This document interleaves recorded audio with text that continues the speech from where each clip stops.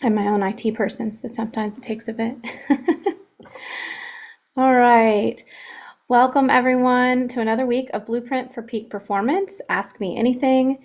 This is Brandi Smith with Perfect 10 Physical Therapy and Performance Training, Perfect 10 PT Academy, online coaches for parents, coaches, and athletes.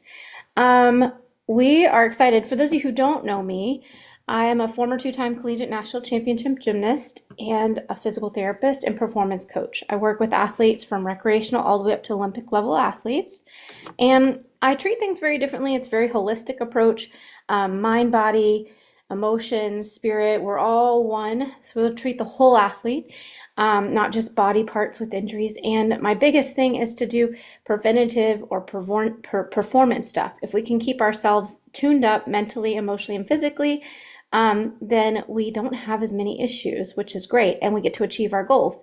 So some of the athletes I work with and coaches I work with call me like a athlete life coach, because we kind of do everything. And I love science, so I'm a neuroscience geek and a biomechanics geek. And as an athlete, I had my own struggles with fear and nutrition, lots of injuries, had 11 orthopedic surgeries, which led to become a physical therapist.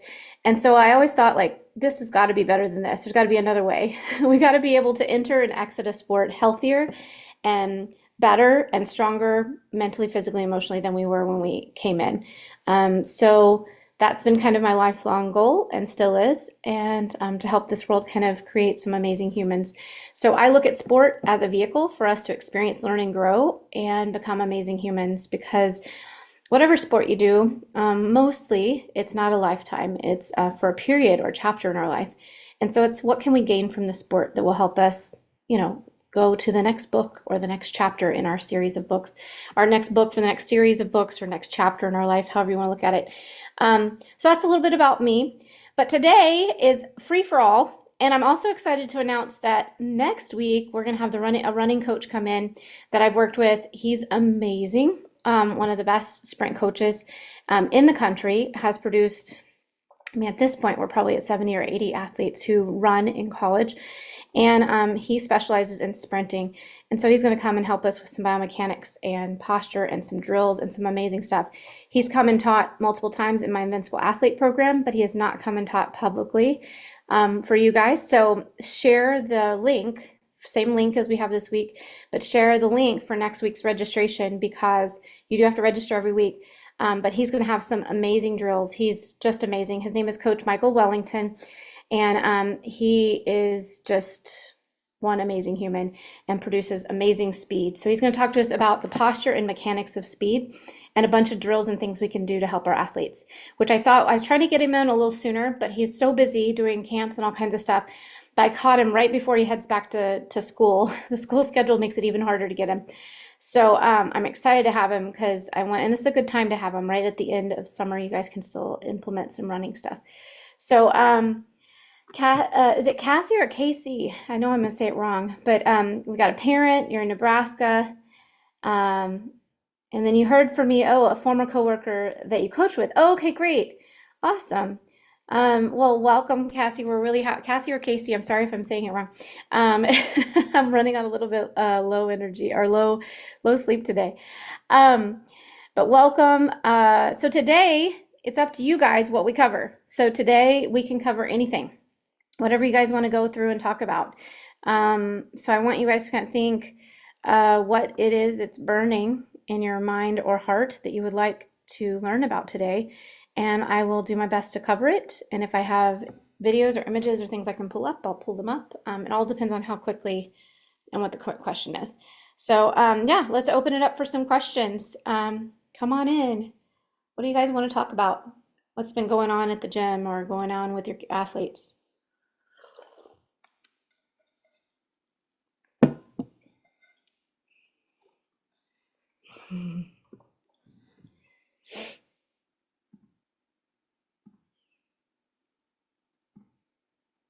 Anyone? What do you guys want to talk about? Come on, Brienne, Carla. I know you guys always have something. Come on in, Carla.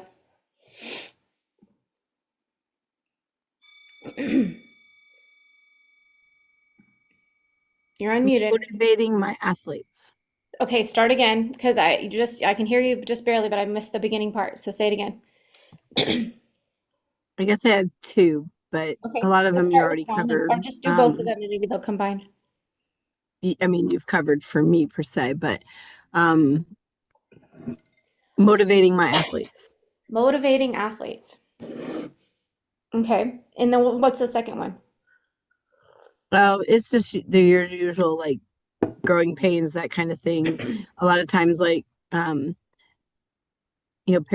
a kid just tells a parent, and then they come in with the brace, the brace or not to brace, that kind of thing, and then it's like, well, Yeah. I'd rather them go to the doctor or get whatever and like fix the problem, and a Yeah. lot of them don't necessarily just fix the problem, and so then Yeah. then you have a child that's can't do this or can't do that, and then once they can't do that kind of stuff, then the other children become unmotivated, sort of, a little bit, and so they gravitate towards the one because things are hard, and so they gravitate towards the one that's hurt, and yeah. Let's take a consensus. You guys can either unmute or you can put something in the chat. But like, how many of you guys struggle with motivating your athlete or athletes? Is motivation an issue at y'all's gym or with your athlete, Cassie? Yeah, I think they're difficult to motivate. I'm having more trouble actually this year with my little kids than my older kids. Usually my older kids are the ones, especially through the summer, that are like, nope, I'm just not feeling this. But the little kids are kind of like coming in like they've been at the pool all day, which is highly likely, and they're drained, and then they're just like, pay attention. Yeah, that ain't happening. Try. Nope. I made it half. You want me to do forward rolls all the way across the floor? That's a really long way. How about I do half? It's like, yeah, You have negotiators. I love it, Brienne. yes. And they're like six. Yeah, yeah. I'm telling you, if the world was run by 6-year-olds, we'd get a lot done because they're like the best negotiators in the whole wide world. Well, it helps that they're cute too.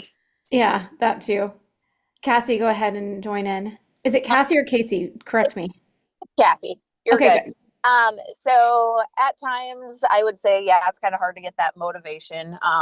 My daughter's struggling through some mental blocks, so she's currently kind of not really doing much for gymnastics right now. And just when this had all started, it was hard to get her to want to try things and, trying to work through it because the fear was that strong. So Yeah. How old is she? 12, she's 11. 11. Yeah, I was 11, 12. Yeah. And what level? Yep. She's supposed to be level 6, but Okay, so currently 5 we don't training know if 6. yep, correct. Okay, yeah, 5 training 6, but having a lot of fears right now, so she's limited in the gym because of the Mm-hmm. fears. Yeah. Are they Yep, back tumbling? Are they backwards movement fears or just kind of all over broad? we are. So back handsprings on beam. She competed back walkovers on beam last year. Now she her like before we kind of we're taking a break right now. She was doing back walkovers on the beam. Now she will not. So back walkovers, back handsprings, back tucks, and flyaways. So When you say back tucks, round up by handspring back tucks or yep, standing back round tucks? off back handspring, back tucks. Will Yep. she do the round up by handspring? Yes. Okay, so just when she adds the back tuck and then fly away off of bars? Yep. Okay. I'm just curious, has she had any falls or So she had a on her back handspring on beam. Her she had fallen, had taken a pretty good fall off of a high beam while she was being spotted, and so that was that one. So it took a long time where we got her back up, and then she had gone to a camp. And at the camp, they had a no spot rule for with one of the coaches. And so then she sat there and repeated and repeated and repeated and repeated. And then repeated, hold on, repeated the fall, repeated no, bad the falls? What? on the beam, like just on the low beam with mats. And But repeated a bad fall, like repeated falling? Was she no, landing on her? she just competed repeatedly, like kept doing the skill over and over and over, but then she couldn't get past past having the panel mat stacked all the way up, Yeah. and went to where we wouldn't even go on anything but a line. And then for the flyaway, she had hit her shins on top of the high bar. And all of these times, did she also land kind of on her head, but like even if it was a safe crash position, did she kind of hit her head Nope, she didn't hit her head at all. on any of them? On the back handspring, she kind of like almost over rotated and kind of landed on her, like when she came down, and kind of missed the beam and landed mainly on her back, which she was Yeah, fine. like the upper back. Yep. Yeah. And Okay. then That was the first fall, right? that was the first fall.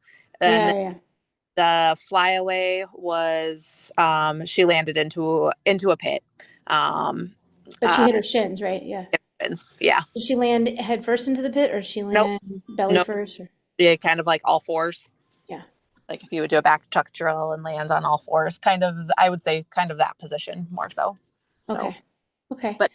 But back, as far as the back tuck, nothing that I'm aware of. Well, I mean, goodness, if you had that many backwards things, wouldn't you be worried too? Yeah. Yeah. I'm just saying, I mean, it's the same motion in the brain, right? And what time period did this all happen? So this has been probably about the back handspring was before seasons, or actually mid-season. It would have been like in January. Okay. And then she competed back walkovers, like I said, all season. And camp was. But was she afraid of the back walkover? For a Like, while. was it a lot of effort to really get the back walkover going? It was not initially. She had the back walkover, and then after the fall in the back handspring and things, she got a little bit more nervous. Right. And so then her and her coach worked through that, and that was six. They did great. And she worked through it and was doing it by herself, not to the same, I would say, same cleanliness and that kind of thing as she had been done previously. And I think a lot of that's just that fear. For whatever reason, kids thinks it's safer when you're loose, and it's like, no, it's actually the opposite. But actually, she can't control her body, so I'll explain to you why she gets loose. She gets discoordinated. It's a fight or flight response. When you see that discoordinated movement, you know that fight or flight's been triggered. And there's a lot of different triggers. So we're going to talk a little bit about that.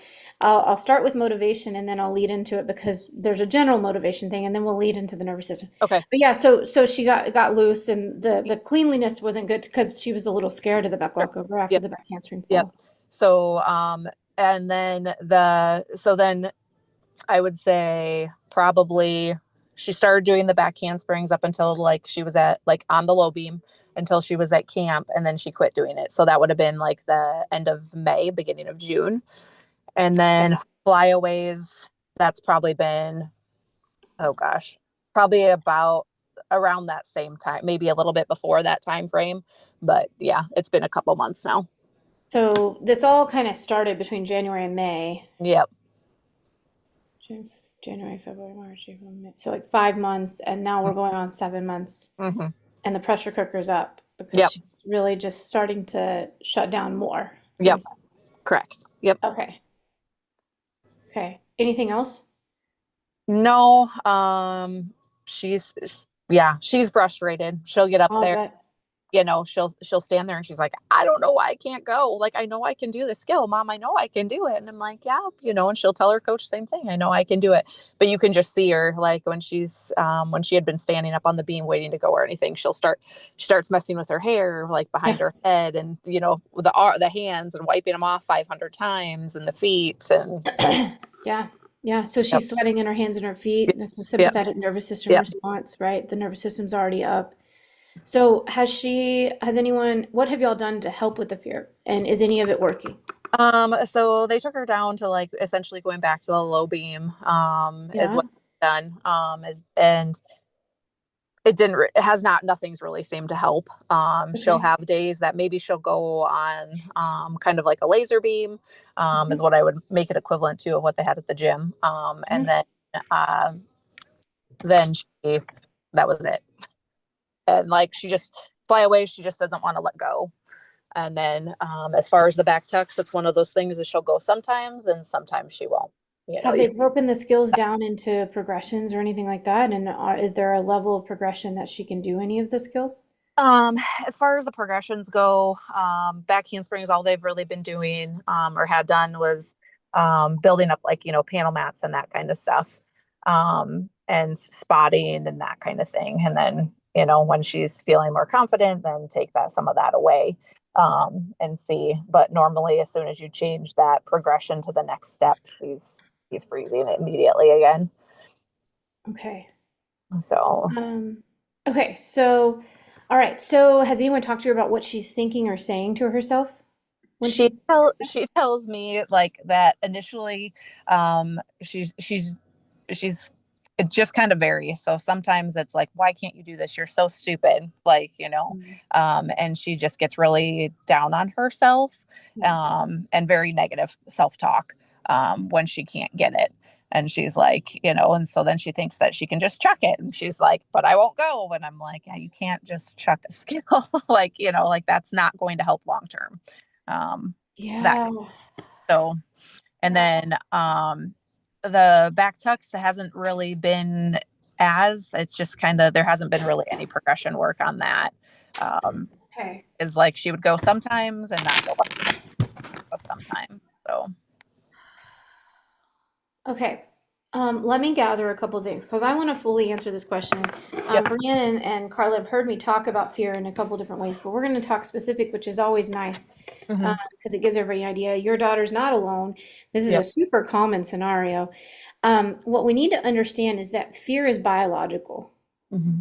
So pain, fear, stress, anxiety, it's just information. It's a symptom of the brain. So we don't have anxiety receptors in our body. We don't have pain receptors in our body. That's mind-boggling to a lot of people because 20 years ago, 15 years ago, even 10 years ago, in the medical field, we were being told we had pain receptors, and neuroscience has proven differently since. So there are no pain receptors. There are no receptors that tell us about anxiety or stress. We have sensors, and I can talk about that. Brianne just messaged, Brandy's about to blow your mind. Oh, Brianne, I love you. You're like a fan club. It might be mind blowing. So you're welcome. This recording will get sent to you later. You can keep some notes if you want to now, but don't worry, the recording will come and you can show your daughter this. You can talk to her. So number one, you're talking to a girl who had 3 years of fear. So, and it was on my flick lay, on balance beam, and that fear traveled. It traveled. And what I realized was that part of the beginning of the fear actually had nothing to do with gymnastics. It had more to do with some life circumstances. My family was divorcing in a small town. It was an ugly situation, and it affected my world. And the thing is, we have to realize is that, so here's my battle with it, is that literally I had an injury. So I battled the first year of the battle. I somehow just kind of made it through.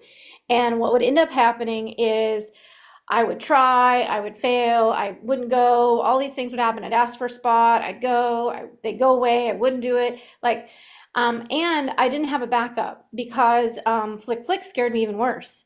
Had a little bit of fear of the flick flicks, but my flick lay was so much better. We just went on to the flick lay.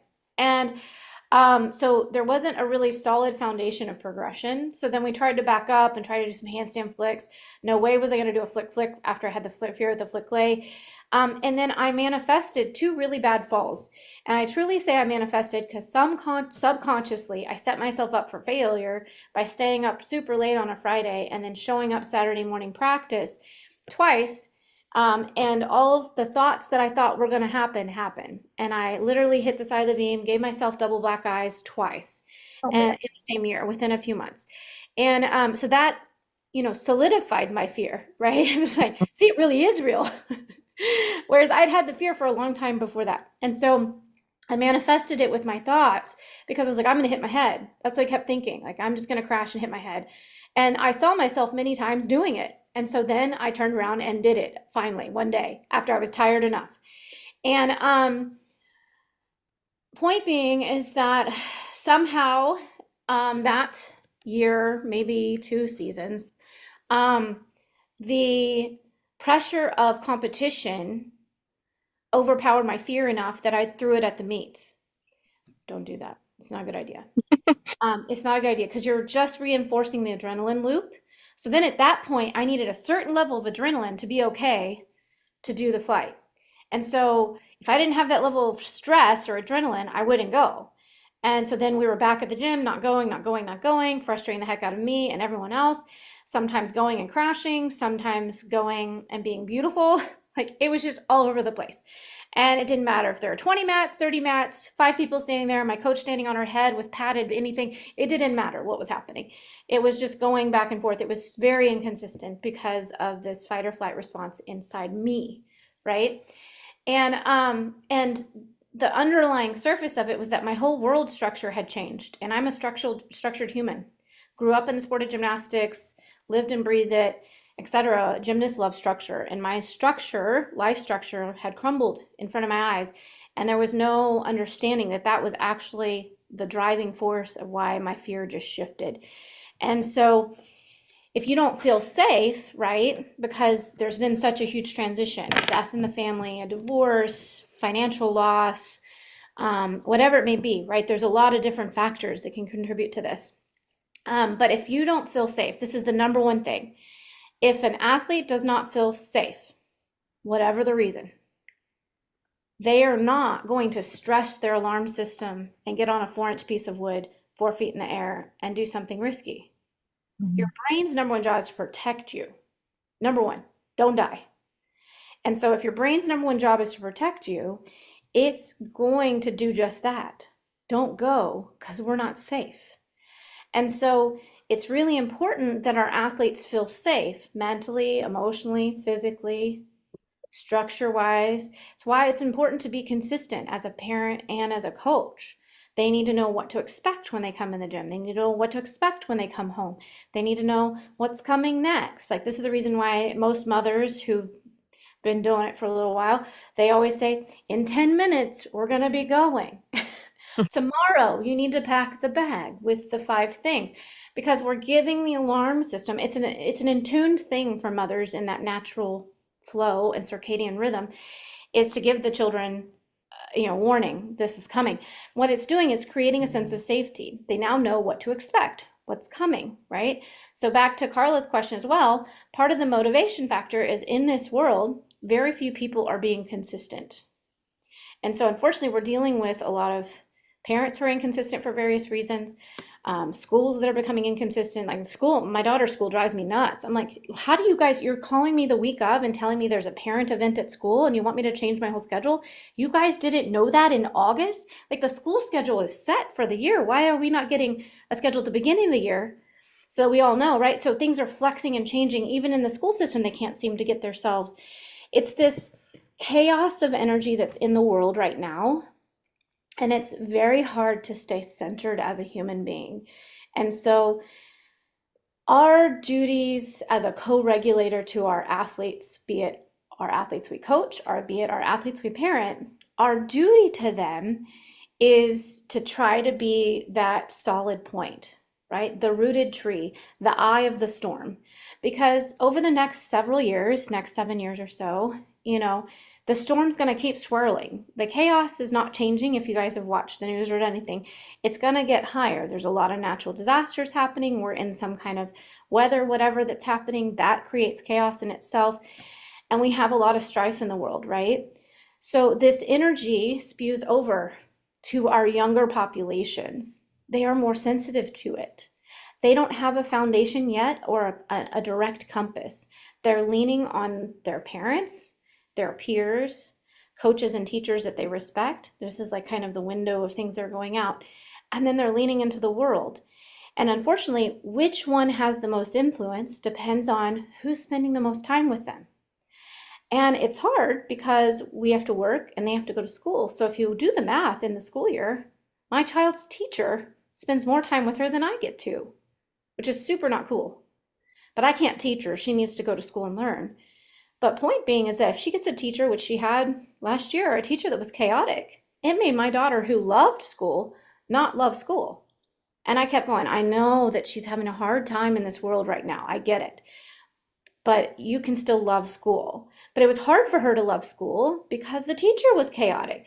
They're on their way out the door. Oh, did you guys get da-da-da-da? And then they don't get the assignment or they get a bad grade because the assignment isn't going to turn in, but the teacher's creating an expectation as they're walking out the door and they don't even have their books or handle or anything. And this is happening all over, and there's no offense to the teacher. She's also in chaos. all the crazy expectations. In the state of Texas, standardized tests end all be all and will either make or break your job. Like their ability to breadwin for their family is based on whether kids pass a test or not. And so they're all stressed because what is our number one job of the brain? To protect you. Well, if you go down to the low part of the brain, the reptilian brain, that's the fight or flight survival. So food, water, shelter, heart rate, respiratory rate, digestive system, reproductive, that's all in the low brain. And everyone in this world right now is functioning in survival, right? I jokingly told Allie the other day, we were in the woods on our vacation. And I said, she goes, what would you do? She goes, would you choose a snake or a bear? And I said, a snake, because I might have a chance if I have like a shovel or something, I could like maybe take it out before it tries to bite me. I said, bear, no way I'm outrunning it. And my daughter said, so what about you? She goes, if it's a bear, I'm pushing you into it. She goes, you're a goner, and she's going to run for herself. And I thought that is actually true. First of all, we would all do that. No one can say they wouldn't. There's a huge research study to show that it is true. You will do whatever you need to survive yourself. And I also thought that's kind of what the world's doing. Very, very true, right? Because everyone's for themselves trying to just survive the chaos, the financial downturn, the healthcare downturn, the emergencies and disasters that are happening, all the things, right? So I say that because you have this circle of influence into your children and into their alarm systems. And so this circle of influence is affecting how stable they feel. So this could be one of the aspects to everyone's safety, right? So the other aspect, though, with your daughter is safety. There's a lot of factors. So back to this whole concept that fear is just a symptom. So our brain's number one job is to protect us. And if my brain is concerned that something's going to happen, how is it going to get my attention and get me to do something to take care of the problem? So it's either going to be fear, stress, anxiety, or pain, most commonly. And fear can present as go, go, go, do, be really fast, keep going, keep moving, don't stop. Or fear can present the opposite side of the coin, which is freeze, don't go, right? And so there's a couple things you have to look about is what is the, so these are questions I always ask an athlete. What is the fear telling you? The fear is information. What is it telling you? And my first question is, are you prepared? Are you strong enough? Do you have enough flexibility for it? Have you done all the progressions? In my case, I had these two, but I had skipped a few of my progressions. So when my bandwidth or my alarm system got strained to a certain point because of my outside factors of the gym, right? My alarm system didn't have the bandwidth to figure it out anymore. I could figure it out for a little bit, and if the pressure got hard enough, I would figure it out. But that doesn't sustain the skill because I'm doing it on fear and adrenaline and trying to force something versus coming from a place of safety and security. So if I'm safe and secure, that's when children learn the best. That's when they absorb. That's when they learn new skills. That's when they retain the skills. That's when it's reproducible. Because it's a motor map, a brain loop, a highway, if you like to say, that our brain makes from information from all the senses to the brain back to the body to do an action. That highway, right? So we actually have some of my athletes, I have them name it their like their flick lay highway or their back handspring highway or the round effect tuck highway. And I tell them, like, did you exit the right exit or did you accidentally exit early at the fear exit? And a lot of times they exit early. She's like, oh, I went down the fear train. I exited the fear exit, right? So sometimes we make pseudonyms for them. So one of my athletes was like, I love French fries. I was like, great. We always want to take the French fry exit. So when I had her pick something that she really loves, because when we think of something we love, including food, we release happy neurochemicals. So I was like, I need you to have happy neurochemicals when you're thinking, doing any progressions, doing the actual skills, doing your skill ladder. I need you to have happy chemicals the whole way through. So I use any word all the time that they like. So French fries, well, good. Take your French fry highway. Let's make sure we're taking the French fry highway. And once we kind of hook what we want, like she goes down to the floor, or she can visualize a back handspring on beam with their eyes closed, and it's successful. So if you talk to them, many times it's not successful, they're crouching. If they can't do that, I say, hey, do you have a video of you doing that skill successfully before? And if they do, use that. If they don't, find one on YouTube or of a teammate that is of similar stature, similar build, and have them watch 3 to 5 of that skill on that video. And I want them to say their action words. So this is something that Doc Allison Arnold talks about. So I take things from a lot of different places: neuroscience, world of neuroscience education, what we call therapeutic neuroscience education, and then the world of several other like mental toughness and sports psychologists that I've worked with. But this specifically comes from Doc Allison Arnold. Head Games World is her company. And she does do group mental talks, mental toughness training, camps. She has some camps going on right now, online. She also does individual sessions. She's the one who helped me with my, when I was 16, she was the one who I actually used her first original packet that she did for fear. And so I'll talk a little bit about some of the tools with her. But where was I going with this? Carla, help me. What was our Brienne? I was saying Doc Allison Arnold. What was I talking about that I was saying was hers? You can unmute. Totally lost my train. They're not going to unmute. Mental choreography. Use Okay, your words. thank you. That's what it was. Mental choreography. Thank you. Yeah, I can't do that. I couldn't miss the chat. Yeah. So the mental choreography. So the action words comes from Doc Allison Arnold. And so it's best to pick mental choreography or words that are related to the technique.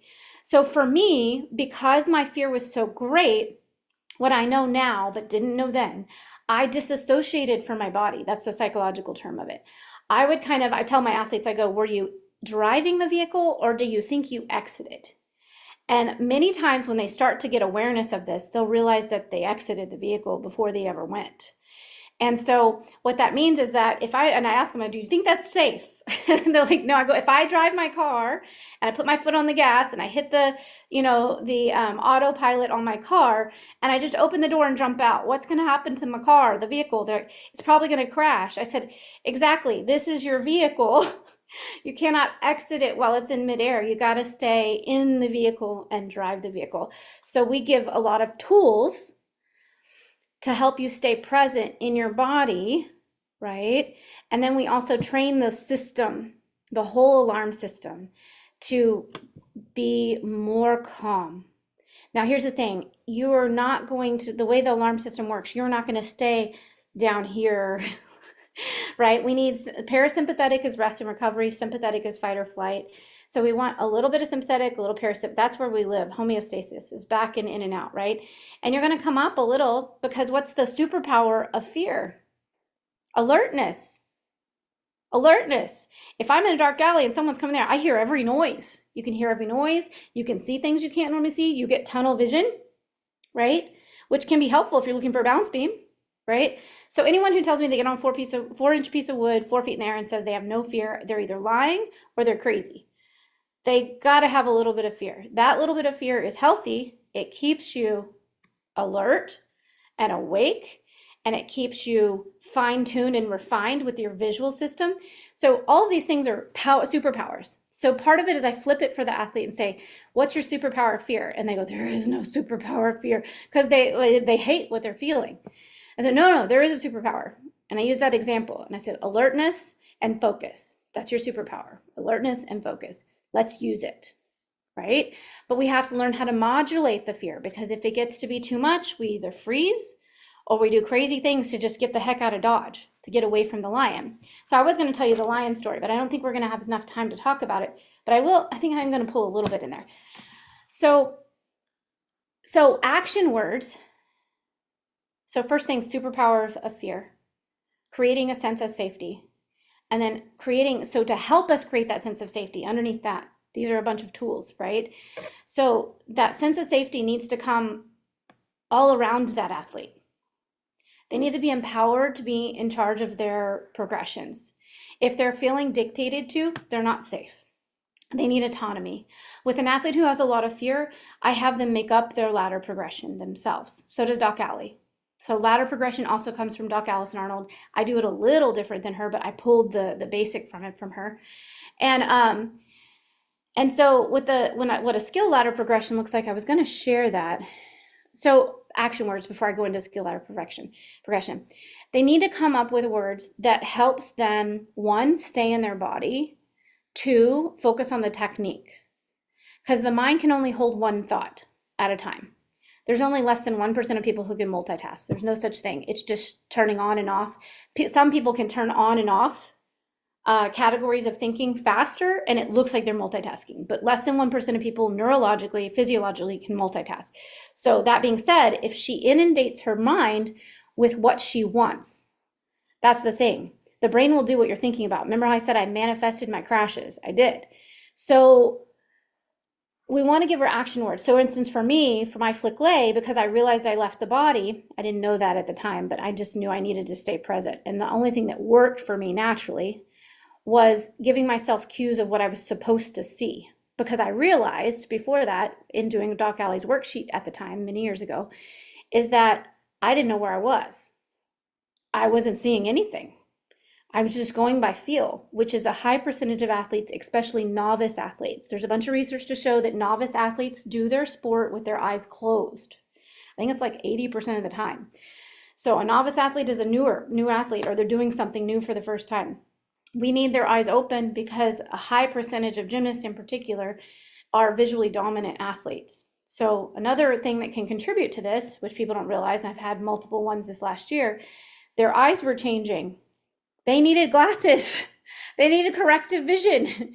So sometimes if our eyes are not well and they need corrective vision, that can affect our fear, because literally I don't know where I am because I can't see it very well. And the brain is having to take longer to go, okay, wait, is that the balance beam or is that the balance beam? Okay, where, how far is the beam, right? So there are visual exercises we can do also. So maybe they need corrective vision. Maybe they need work on their visual system, okay? So I'm going to tell you a couple systems that create safety, and then I'm going to explain to you why I chose the words I chose, and then we'll talk about how to train those systems real quick. So the visual system, right? The ability to see a balance beam or any of our equipment coming closer and further away from us, and the ability to hone in on our central vision, right? But at the same time, maintain some peripheral vision. So you have to train the central, but also keep a balance with the peripheral. Because if all I do is a bunch of central stuff, like I'm on a cell phone all the time, or an iPad all the time, or I'm reading all my books all the time, and I'm not taking any peripheral, what did I say earlier that Allie said she would do if a lion came in? She would shove me and run. And that heightened alertness and focus, if there's a lion in the room, you actually develop tunnel vision.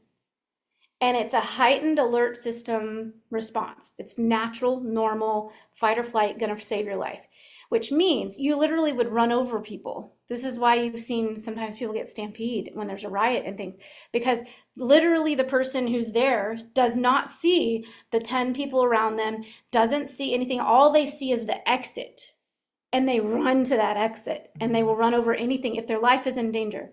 They will run over anything and everything. This is why people will run over hot coals or glass or, whatever, trying to get away from something and have no idea that they've got glass in their feet or whatever until way after the fact when they've reached safety, right? So this happens when when we're in fear, this happens, but also the sport of gymnastics and our life trains our central vision, which makes our alarm system heightened into a fight or flight response. The only time I need to have that tunnel vision is if it's a life or death situation. But all of our life, even right now, I'm staring at a screen, right? All of our life is spent in this. So one way to train the peripheral in order to make the alarm system calm down, let me see if I have I do have this one. I want to show that one. I do want to show this one. Where's the other one? Hold on. It's this nice picture of is it in this one? Yeah. So our alarm system, the nervous system, right? This is just at calm. We have a normal state of excitation. Notice it's not a straight line because we have a little bit of electricity flowing through us. That helps us know that we're alive. Okay, but if the alarm gets activated by something like stepping on a rusty nail or a lion jumping in the room, a metaphorical or a real lion, right? Then the alarm system sends signals up to the brain. It shoots up, right? So if I train my system to be doing all these things like the central tunnel vision, all of my life being here, here, here, I'm going to train my alarm system to stay in this higher level states, which keeps the adrenaline and cortisol hormone. Cortisol is a hormone, adrenaline is a neurochemical, but it keeps them elevated, right? Now, it's important for me to know that should elevate if there's a lion in the room, if there's danger, or if I stepped on a rusty nail, right? But if I stepped on a rusty nail over a period of time, it's going to slowly drop down and come back to normal. But what we know in the research, 1 in 4 athletes, 1 in 4. So this was pre-COVID, and this was not looking at gymnastics. This was actually, it wasn't even athletes, sorry, it was the general population. So general population pre-COVID, they actually know the people who've done this study, they suspect, and they're trying to run studies. I haven't seen it published yet, but they suspect it's higher now, post-COVID, just the world situation. I experienced that it's not just 1 in 4. In gymnasts, because there's so many perfectionists, type A, the high level of stress, etc., it's more like 2.5 out of 4. So more than 50% of gymnasts, when they have a threat, be it an injury, be it a fall, be it some stress, like their alarm system will stay elevated. It'll stay extra sensitive. And here's the thing with that. In the days before, there was all this room for error. Lots of room for movement, lots of room for falling off the beam on your flip-flop, lots of room for a weird crash on your on your flyaway, lots of room for just weird things to happen and go, oh, that was just a weird one-time occurrence, and get back up and be okay, right? But once the alarm system's been triggered and it's extra sensitive, you have less room. And the more you pressure it, the more you push it, the less room and the less room and the less room will happen. When that happens, I've had athletes to the point, this was me in high school, by my senior year in high school, I remember going, it's Monday. I was in calculus class. This is how vivid it is. AP calculus class, sitting there watching Mr. Zimmerman, and the board is full of all these numbers. We're supposed to be doing differentials or whatever we were doing. And I was like, it's flight day. And my hands are sweating, my feet are sweating, my heart is racing. I got no idea what's happening in calculus class anymore because I'm not even there. I'm already at the gym that night, and I'm just profusely sweating, heart is beating. And I'm just trying to tell myself it's going to be okay. And it was around that time that I realized I couldn't see the board very well. And I had to get my first set of glasses. But I didn't want to get contacts because it was scary to put contacts in my eyes. So part of my fear, outside factor, divorcing family, a small town, really small town. Everybody knows your business. And then on top of that, I've got visual changes happening. And I wore glasses to school I didn't even have to wear them to drive. Did I have to wear them to drive? Yeah, I wore them to drive. I wore them to drive, and I wore them to do schoolwork at the board because I couldn't see far away. But I wasn't doing contacts yet because it was too scary. So another visual issue, an input issue, right? So I want to show you what usually happens with this. This is a different story. I'm kind of combining we have a bunch of these neuroscience stories that are really well researched that talk about how this stuff all works. So this is when your alarm system's extra sensitive.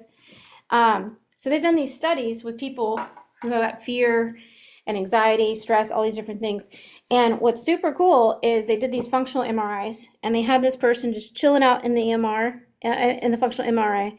And there's you can see there's not any red blobs. Their brain's just kind of chilling. Then they said, okay, I want you to think about doing the thing that's scary, right?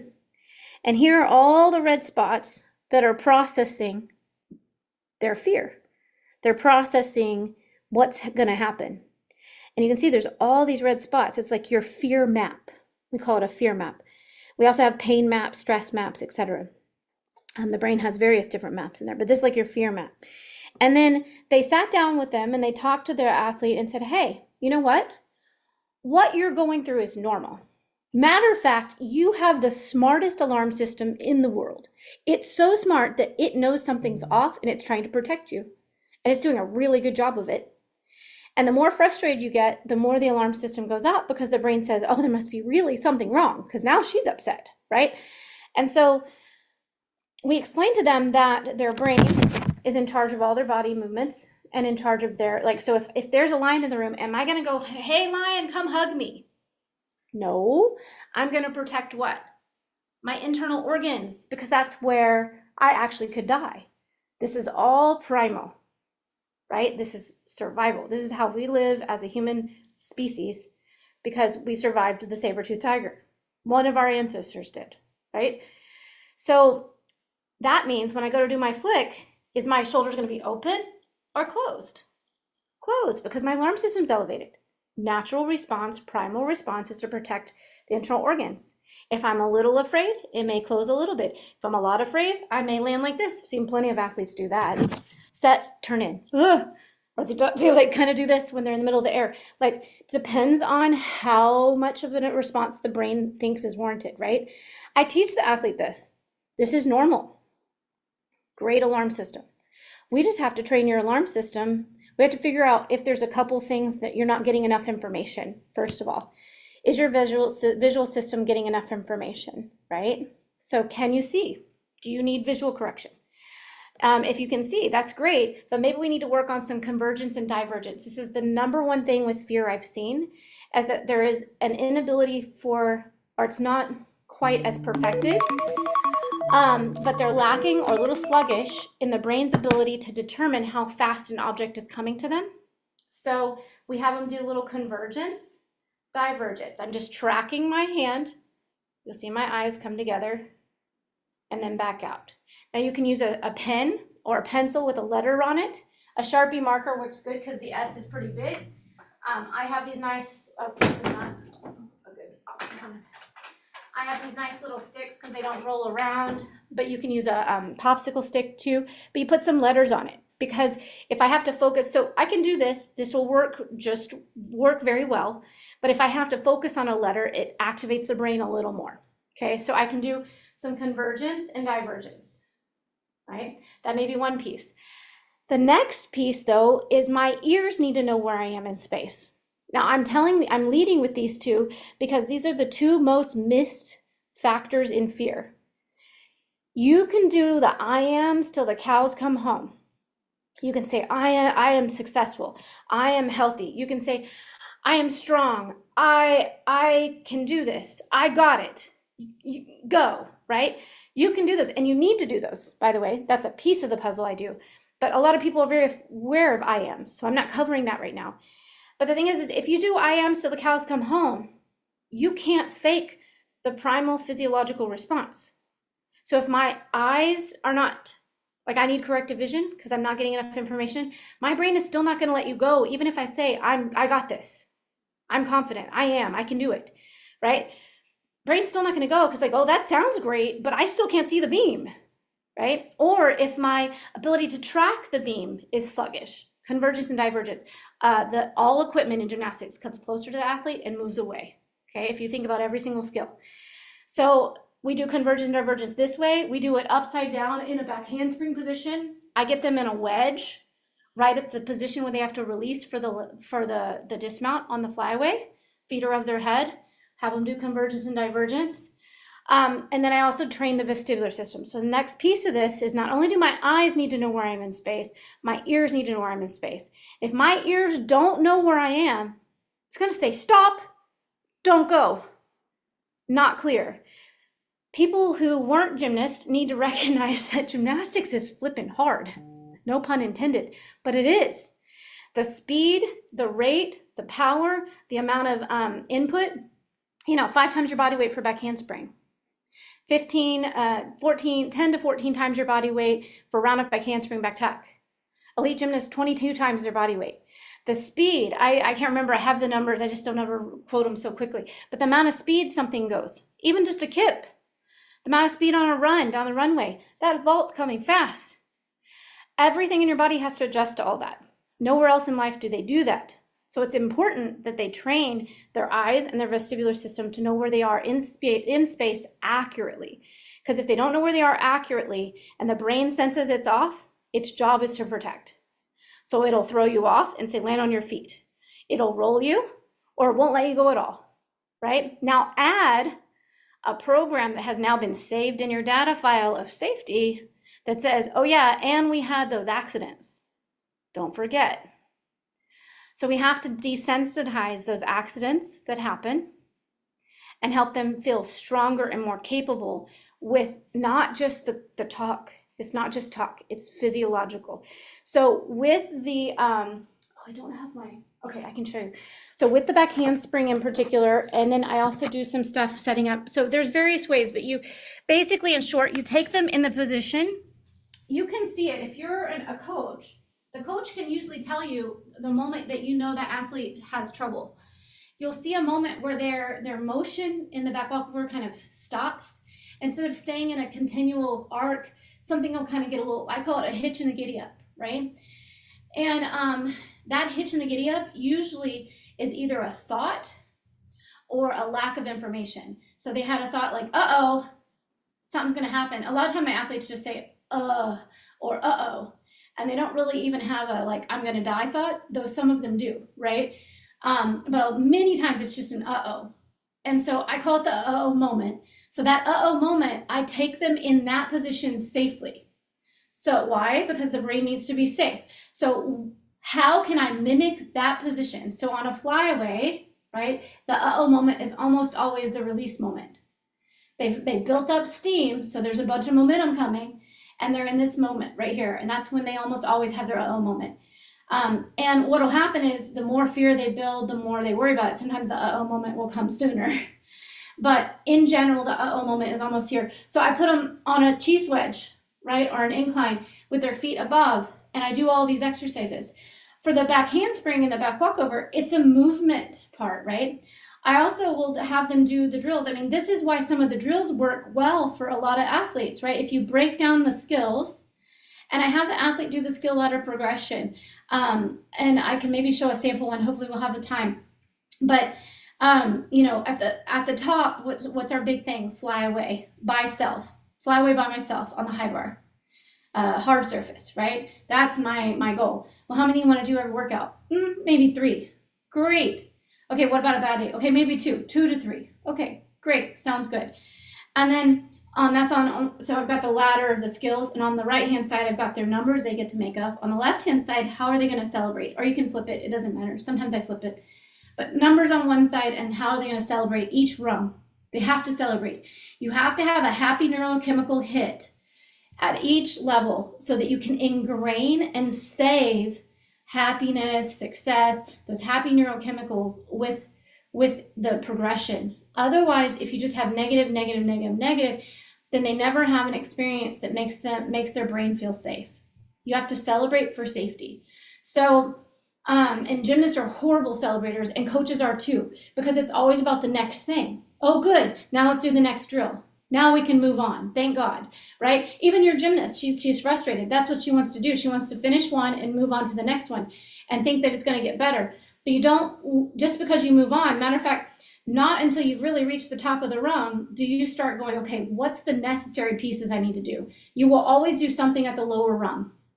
So like for a back handspring on beam, you will always do a bridge on the floor for warm up. You'll always do a back walkover on the floor line, and you'll always do a back handspring on the floor line.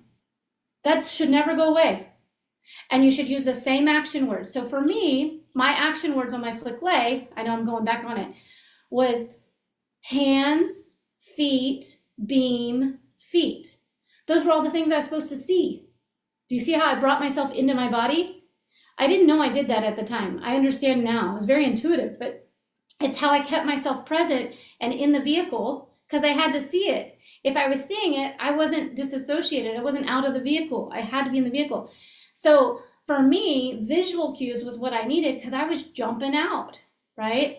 Now, some athletes want to have action words like push, straight, punch. Like they want to use action words and technique terms, right? That's fine too. Whatever works for them, because to push through the body, they have to push.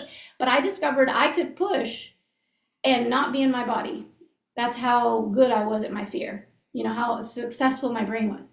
So what I was looking at was I was saying, okay, so hands should hit on the back handspring, feet should then touch the beam. I should watch both of them go. Then I should see the beam on my layout. Then I should see my feet land and finish. And that was how I did it. So it was hands, feet, beam, feet. Do you see how I said it in a rhythm? If anyone knows anything about a flick lay, that's the rhythm. Hands, feet, beam, feet. So you want to find something that flows for them. It shouldn't be like a back handspring. It shouldn't be like, and swing your arms, be tight, push. Too many words. It doesn't get them through the back handspring fast enough, right? Sit, reach, go. Sit, hands, feet. Like it needs to be like, it could be something, and it doesn't have to be 3. It could just be hands, feet. Like they have to find a rhythm that works for them, but the rhythm should be very close to the rhythm of the skill. And I've had some of my kids on the neurodivergent spectrum really need more words, and I've had them try them. Because I had one write out sentences. So you have them write out their routines in action words like this.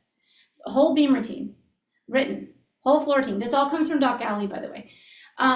We have little variations on it, but the premise of it. And anyways, I was surprised because I've had some neurodivergent kids do this with full sentences, and I was like, that's a lot of words. And I said, okay, give it a try, and several of them that worked. They needed these full sentences. It had to do with structure. That structure helped them. Some of them it didn't work, which was a good experience for them to understand, because then they said, oh, I need less. I said, okay, then let's cool it down a little bit, right? And then they came up with their own words. So the key is that there's autonomy, and we're empowering the athlete to come up with their own plan. If I try to take over, mom tries to take over, coach tries to take over, I've had athletes that we got back, we got everything back, and they were on the last 2 rungs of their ladder. And then coach came in one day and said, this is a true story. This was an athlete training elite.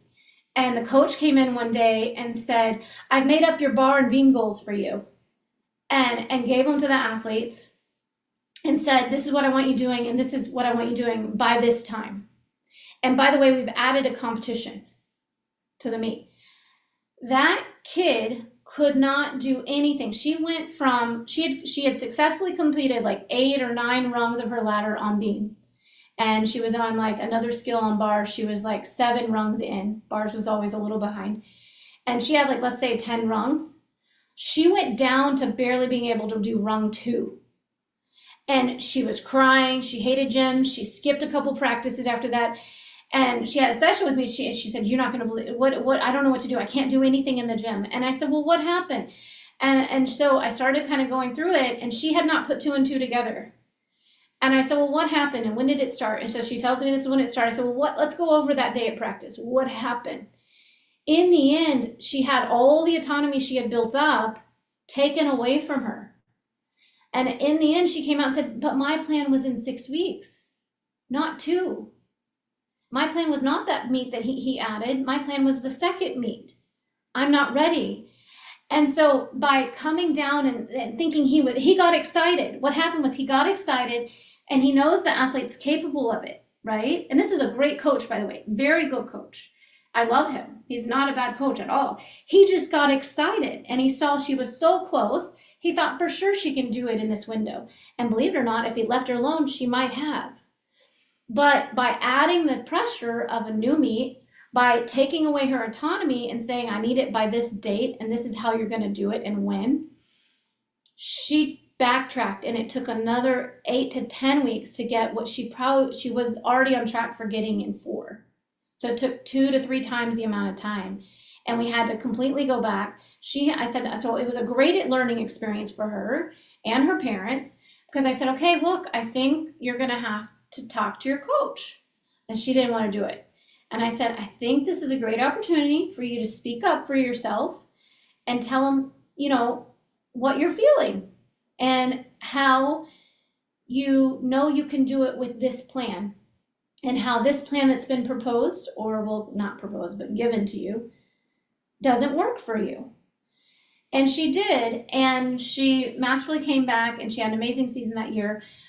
But she competed the second meet and only competed 2 events, and then competed the third meet and did all 4. And that was her plan. And everything went great. So I say this because a couple things might need to happen. If you have, some athletes need pressure, but I find it's a smaller number of athletes that need that pressure. Most athletes that are in gymnastics are already pressuring themselves like so crazy. Like you, some of the things you said your daughter's saying to herself. She's so frustrated with herself, right? And I remember that I was in college. I mean, I literally I got cut from the college team over my fear.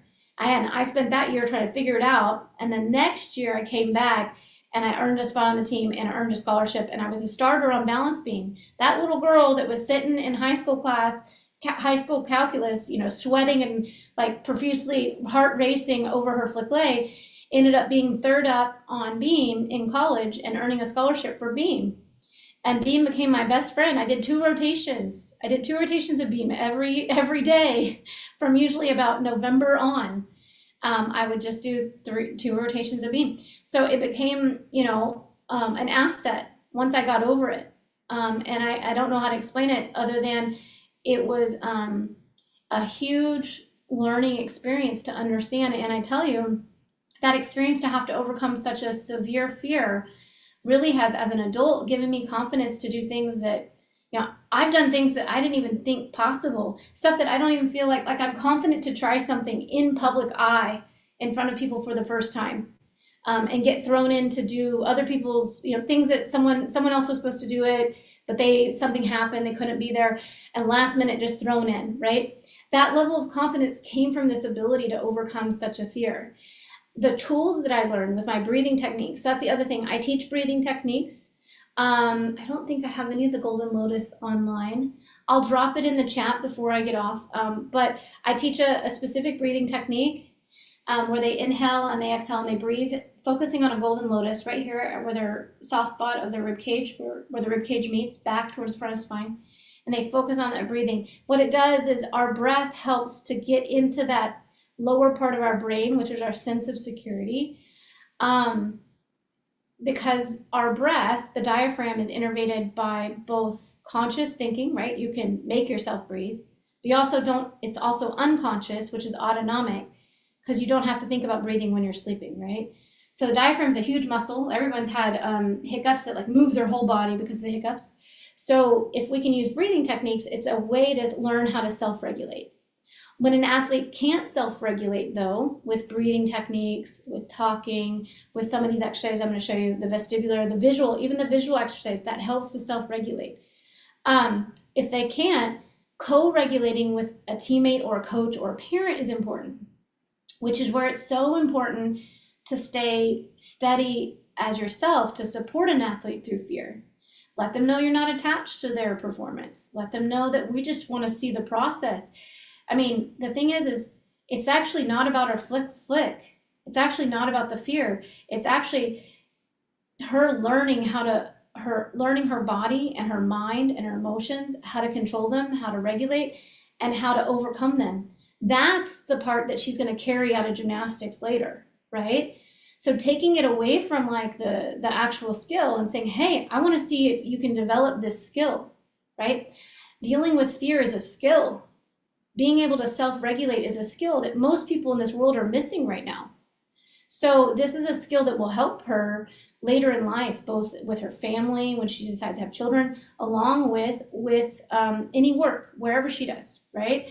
So teaching them all of these things is really important. So back to the vestibular. So we've covered self-talk and action words. We've covered the alarm system and how all of this is primal. We covered self-talk. We covered the visual system, making sure it's correct, that you have correct vision. We covered visual training, the convergence and divergence. There also may be, so I'm going to show you, this exercise is both visual and vestibular. So I'm going to have to follow this back because the other part is they have to track from the beam to their hands back to their feet. So that eye tracking has to be on. So that's also a trained visual system.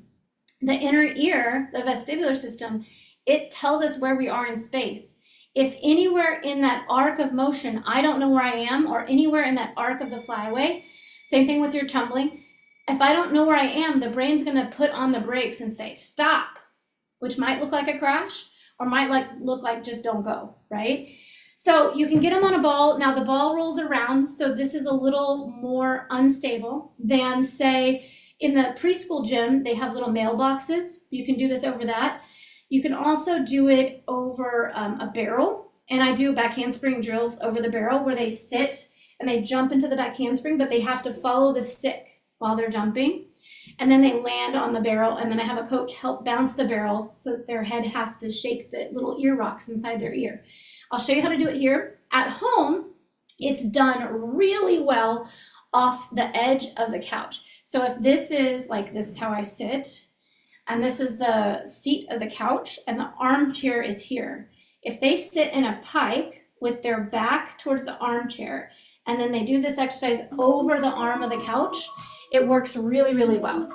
So it's a really great place to do it. Okay, I'll have to wrap this up and then call it a good because I have to get ready for my next client.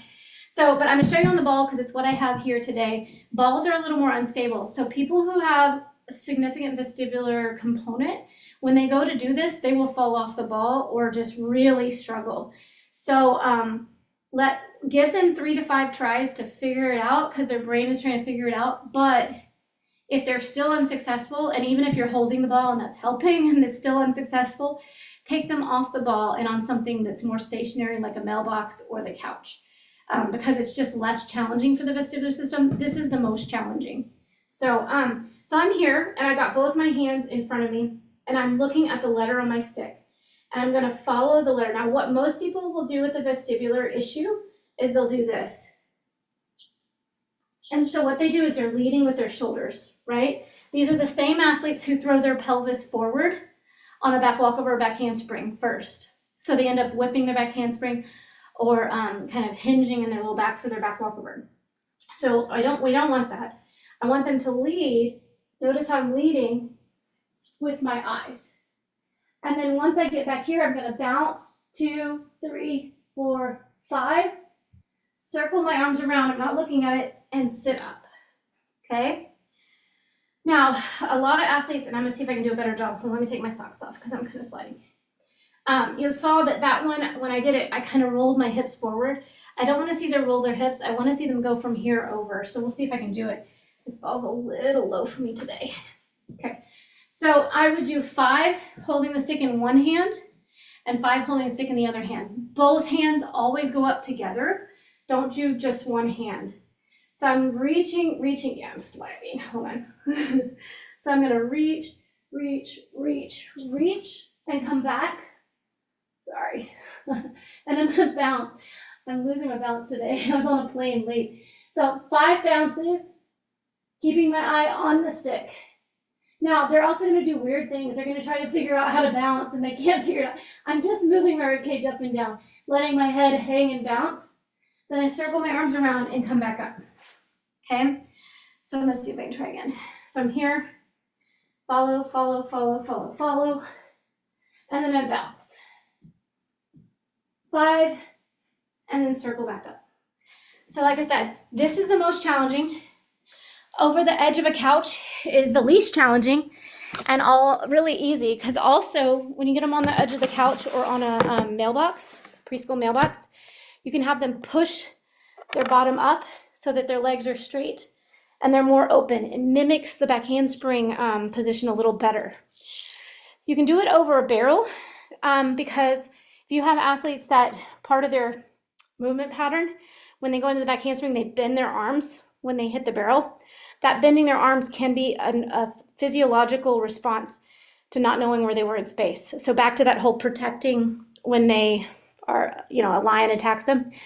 So what I'll take them is I'll make them go slow, follow over the barrel, and then I'll make them push their arms straight. So if they bend them, push their arms straight, and I'll hold the barrel and make sure that they get some weight into their hands with the straight arms. What we're doing is we're training the alarm system It's safe to go backwards. I know where I am, and I can do it with some strength, right? Pushing. So we're kind of retraining that highway the way we want it. So these are some of my favorite visual and vestibular drills that I do with all athletes who have especially backwards tumbling issues. There are other stuff we do for the forward tumbling stuff, but it's a component that gets lost. So one piece, let me see if I can share. Dun, dun, dun. Let me see. Where are you? Oh, I already have it up. So I'm gonna see if I can share with you. Well, that's way over here. Hold on. Okay, so I wanted to show you, so we have, there's a bunch of different things. So we talk about flip it, so flipping that negative talk into positive talk, right? Those are things we need to do. And then our skill ladder progression, I wanted to show you that. So we break it down into small, sizable, biteable chunks. And so what our skill ladder, so, oh, this is like an original version. So I have them put the skill up here that they're going for. Back handspring, high beam by myself. Fly away, high bar, by self, hard mats, hard landing. And I say, okay, well, what can you currently do? And then they tell me, I can do a drill. I was like, no, I can't do anything. Well, wait a second. Can you do tap swing? Can you do a back walkover or a bridge kickover on the floor? Can you do, I was like, what is the basic of whatever this top skill is? So a back handspring, the basic is a bridge. Can you do a bridge? You can. Great. Many athletes who have back handspring fear, I put them in there, I lay them down and I say, can you show me a bridge? And I'll ask them, did your alarm system change from the time that we were sitting here and the time that you did the bridge? And many times it is. And they don't even realize it. They're like, yeah, there's like a low level. I was like, okay, on a 0 to 10, 0 is just chilling on the beach, hanging out. And a 10 is like, lock me up. I can't handle any more stimulation. Where are you at? And they'll be like a 3 or a 4 on my bridge. Really?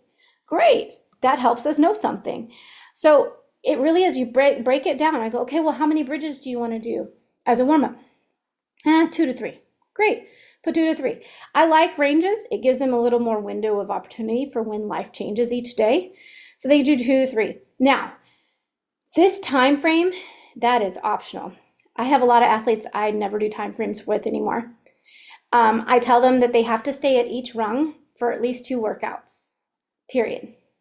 Now, if this first rung is so easy, because it's something they just normally do, and she's like, oh yeah, a bridge is no big deal. Bridge kickover, yeah, no big deal.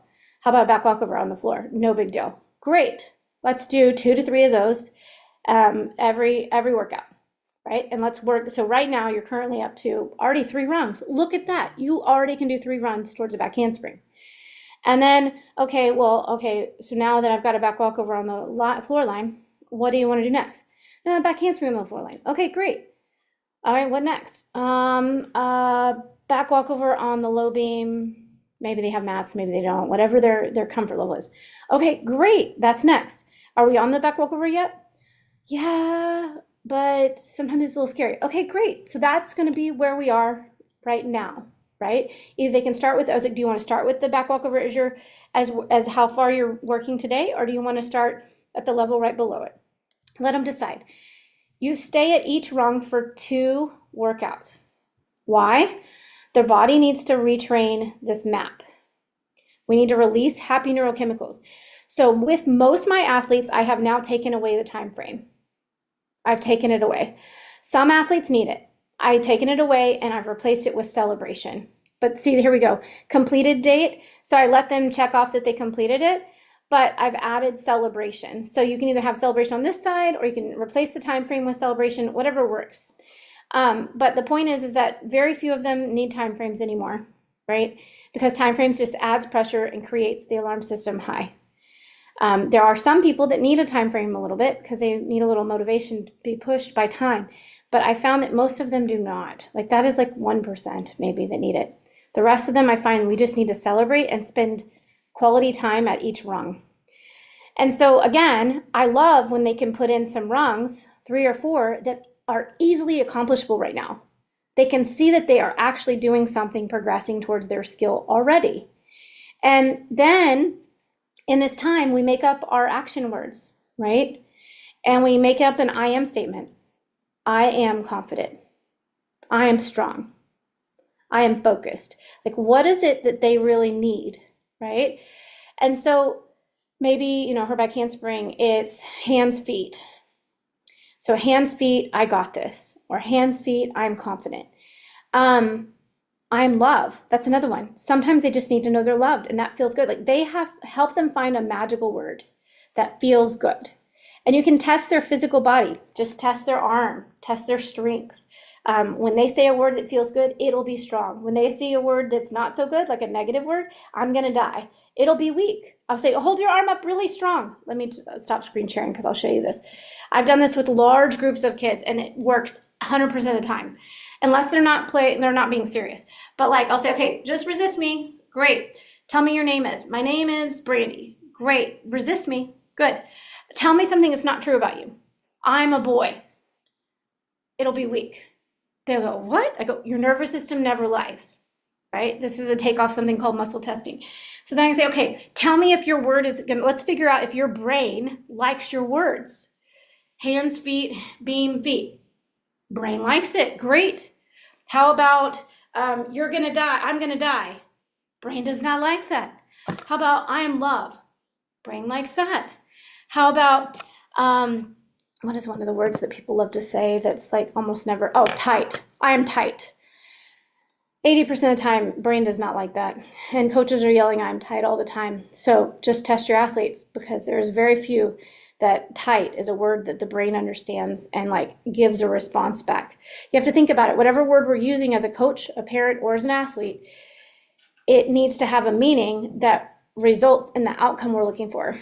So if I'm using words that don't give me a connected output, if I'm strong, I'm connected and I'm not in fight or flight. If I'm in fight or flight, I'm going to be disconnected. I'm going to have decreased flexibility and I have weakness. Those things don't help me. So we do want to change our language around that. So help them find that. So back to the ladder though, every single rung of that ladder, they use the same words. They say whatever their action words are, right? So like maybe not on the bridge, like, well, on a back walker, they probably say that they'll say the same words, right?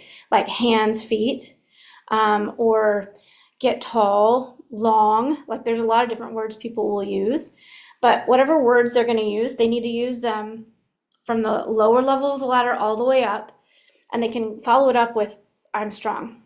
I got this. I'm confident. Whatever the I am is they want, they can use that. They use it the same every single time. So the rule of the ladder is that you use your action words. You take a nice golden lotus breath. I'll drop that meditation in the chat for you, for those that are live. So we do so if you practice the golden lotus breath, which I'll teach you the technique through the video, practice that golden lotus breath at home when you're not stressed, like right before bed, calming down. Before you leave to go to the gym, in the car, on the ride to the gym. Like we do this in anywhere from 10 breaths to 5 minutes to 20 minutes if they want. But the more you practice it, the more it becomes an easy thing to access, because your brain will connect the image of a golden lotus, the image of this technique, to down regulation, to being regulated in that homeostasis state. By my senior year in college, in front of thousands of people at national championships, I could take 3 breaths and it was just me and the beam. That girl from calculus to 3 breaths before the beam. Craziness. So I have them do 1 golden lotus breath. Then they can do their action. Sometimes they do their golden lotus breath before, sometimes they want to do it after. Their choice. But they do their action words, and they can say their I am, and they go. And now those action words are with their dance before they do it, right? During the kip, before the flyaway. So we start from the very beginning with the connections, because now my brain is connecting my dance move that I used to do before my flight to safety. I'm working myself through safety. The kip is safe. What's coming after it is safe. So you want to connect it all to safety. We love to do things disconnected, but then we put it in with something connected, and now all of a sudden the fear comes back. So from the get-go, when possible, you connect things. Not big things, right? But you connect the dance move before it. You connect the couple steps before it. You connect the kip to the flyway. Let's see. So rules of the ladder. They use their action words. They use their golden lotus. Use their I am, make it very quick, right? Maybe it's just a word. Maybe it's the I am. And then they go, and then they stay at that ladder. They follow. They don't change the ladder. So when they start, they say 2 to 3 of something. That day, before they get on that rung, they say, I'm going to do 2 of these, then I'm going to do 2 of those, and I'm going to do 3 of those. No one else changes it either. The brain will program, I'm going to do 2. If you ask them to do 3, the brain says, I did 2, and that was what I signed up for. Don't ask me to do more. So it'll throw off the whole ladder. So they do, they stay at each rung. So that's why I said, like, beginning, they might start with 3 or 4 rungs in, depending on, which is good. You want them to have success and realize that they're actually made more progress than they think. And so whatever rung they're on, the new rung, they stay there for 2 workouts in a row, period. But I feel really good. I don't care. Great. Stay there for another workout. Your brain is getting used to it. We're adapting it. We're getting your alarm system to have more experience of having success and being happy about it. Then they go to the next rung. At each rung, they must celebrate right then and there after they finish it. Get a drink of water, have a small square of chocolate, go high five your teammate, do a happy dance. I don't care what it is, right? Now, big rungs where they take a big step, celebrate right then, and then make a bigger deal later.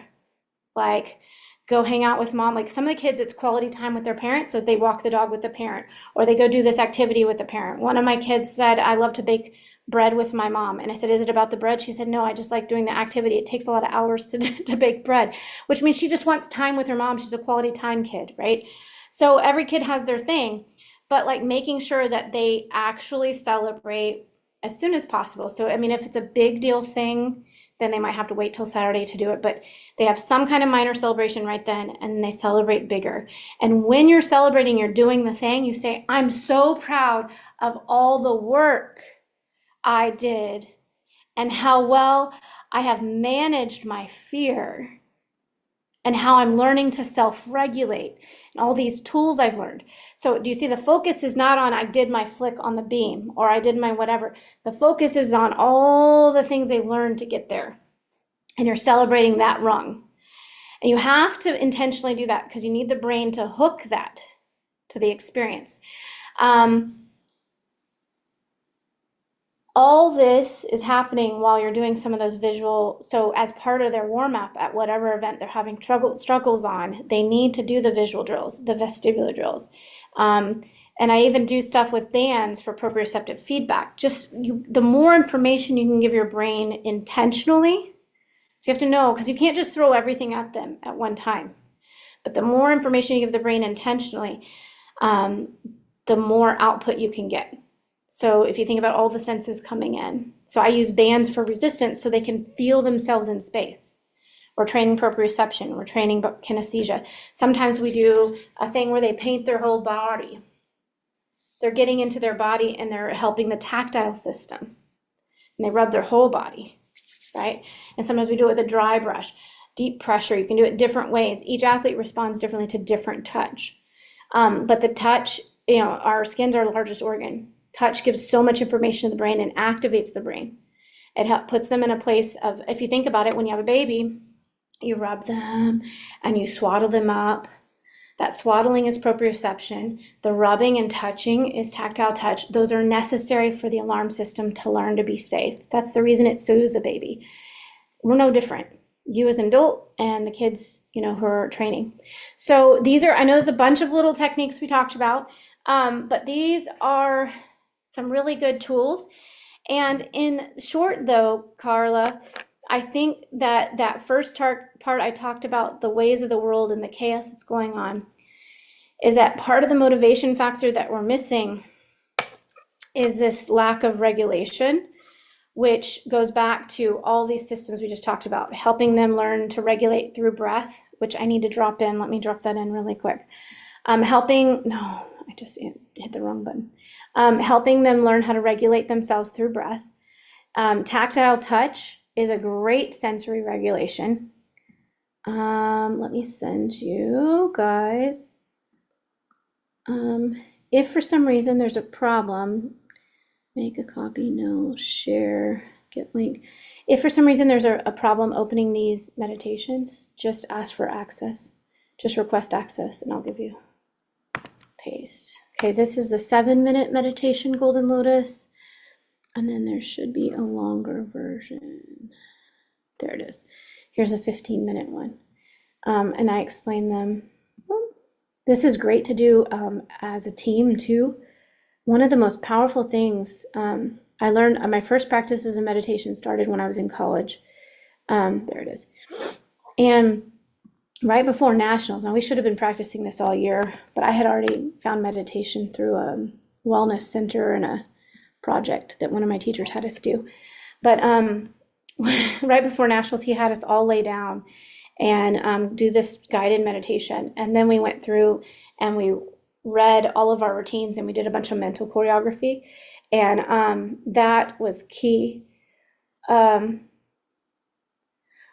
yeah. I'll send you my email address. Send it to this one. Well, no, actually send it to this one. Admin@perfect10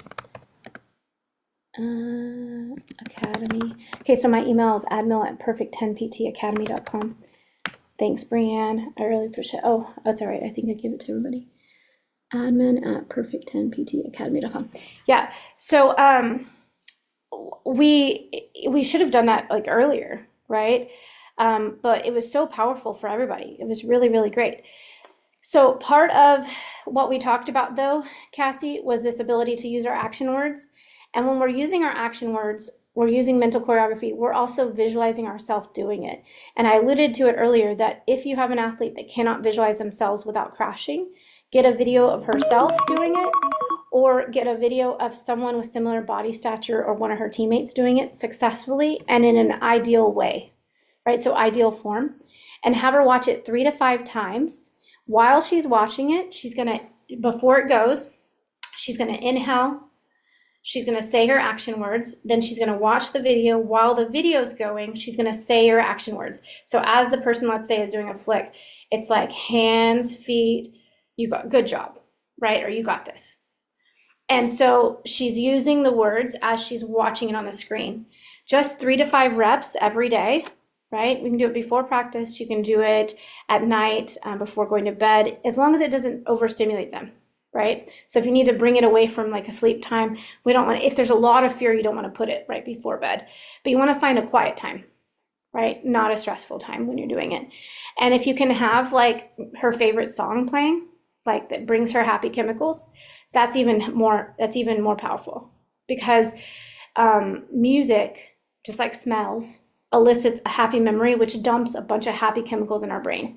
So we want to hook happy chemicals however we can, with our words, with our thoughts, with music, with smells, give rewards that even can be food. Like, and I'm not, promoting like, oh, everything needs to be food, but like, there's nothing wrong with a little piece of dark chocolate. It actually releases happy neurochemicals, right? Now, too much dark chocolate and it becomes a big problem. Like that's a whole nother thing.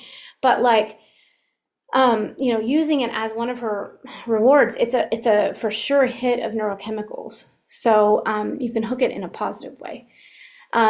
So that's one way to get them to gradually, after she's practiced this over time of watching the video, after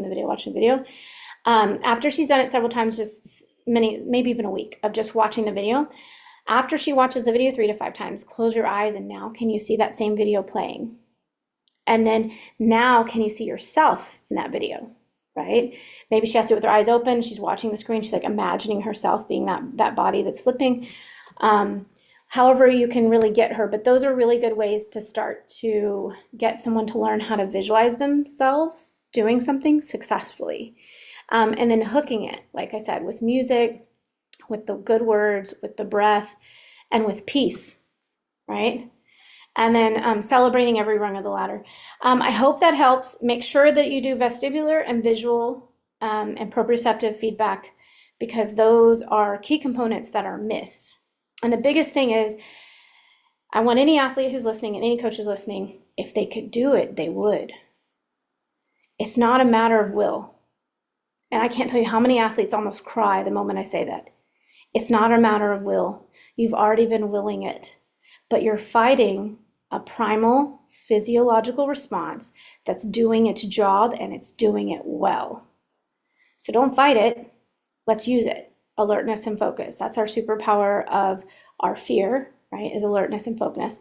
And so how can we hone into that, and how can we learn to regulate it? I hope that helps. Cassie, did it help? Do you get some stuff you can take home and have her watch this video later? Oh, yes, for sure. I'm very glad that I joined. I'm glad you joined today too. And I don't know, Brianne and Carla, I think Brianne wanted to unmute earlier. Brianne, did you get a couple new pieces? I think I covered a couple new things today, if I remember correctly. I always learn something new. Good. Yeah, I think, so part of the thing though, I think the lack of motivation is overstimulation of the alarm system already between everything that's happening in this central vision, right? So teaching athletes when they come in the gym, bringing them out and open and say, can you look really far? Find the red thing without moving your eyes. Find the blue thing. Like, tell me about what's over there. Training some peripheral vision will help regulate. Teaching the Golden Lotus, which I sent, will help regulate. And also having structure, being that center point for them. Let them know and acknowledge, we understand school was crazy. We understand your parents might be a little crazy because there's a lot going on at their work. We get it. The world's a little crazy right now. But here in this gym is a place for you to be safe. It's a place to know what to expect. Every rotation will be 45 minutes. You're going to have an assignment. It's going to look like this. Like, we're going to have fun. You have choices, right? Giving autonomy, empowering them to make choices, empowering them to, have fun. I think, celebrating. Making sure to add celebrations as part of your workout. It's just a part of. It's not a like, oh, we celebrate and have a party once a year in the summer or when season's over. No, every workout's a celebration. What can we celebrate today? The problem is you have to realize is that everywhere in their world, they're getting told what's wrong. They're getting told that they're not reading this. They've got an A- or a B+, and this is wrong. There's a big X's here. And these things are somewhat necessary, but it's everywhere now. And then there's comparison that's happening in social media, which is just like putting a big X on a piece of paper. So in short, really giving them some freedom for autonomy and celebrating what's right. Spending more time celebrating what you like and what they like and what's happening, and really getting connected to what they're interested in and what they love. What's their why? Celebrate their why. Like even just having that every workout. And just finding small celebrations, explaining we don't expect everything to be perfect. There's going to be a lot of the times that things are hard and you have a bad workout, but there's still something positive about it. How can we help you see that positive, right? So helping dump those happy neurochemicals, Carla, that's where motivation comes from. What people don't realize is motivation is not an external thing. Motivation is an internal thing, but it's internal in that it's very primal and neurophysiological. And if you think about all of us, when we're stressed to the ninth or there's chaos all around us, how motivated are we to do something? We're not. It's much more shut down, much more stressed, etc. We're doing something because we have to, not because we're motivated. And that's a sheer will, right? And I think that unfortunately in this day and age, the kids are getting a lot of that. So it's showing up as a lack of motivation, but it's really just dysregulation. So we've talked about developmental movement patterns you can throw in to help, especially stuff on their belly. Anything on their belly will help with lower brain regulation. So belly crawling, the wiggles that we've done, any of that stuff. So we know that that lower level body work on the floor actually primally, physiologically stimulates that lower brain that's seeking safety. So it helps improve sense of safety. And that mid-level stuff like crawling on your hands and knees, right? That's going to help with regulating emotional centers in the midbrain. And then high level vertical is all high brain stuff. But you have to think about it. If you do everything high brain, which a lot of gymnastics really is, and all of their schoolwork is, then you're going to get imbalanced between the low brain and midbrain, where safety and emotional regulation sit, and they're going to end up in this high brain of just the thinking brain trying to do things. So that creates a dysregulation. So you got to balance that stuff out movement wise. So another thing you can do to help with regulating these athletes to improve motivation is doing those lower body work and mid-level body work stuff. Throwing it in on stations, throwing it in as warm-up, that'll help. All right, you guys, thanks for joining. Super excited. Join us next week. Please share the link with all the coaches, all your parents you can think of. We have Coach Michael Wellington coming in. He's a running coach. He is a speed king, and he is going to talk about posture and mechanics of running. So we'll see you guys next week. Thanks for joining, and be sure to take the links in the chat. Thank you. You're welcome, Carla. Bye. Cassie, did you get the links? Yes, thank you so much. You're welcome. I hope to see you again. Oh, Tell yes. your daughter I said hi, and she can get through this. I believe it. But Okay. her experience is very real. Thank you. All right. Bye, you guys. Have a good day. Bye.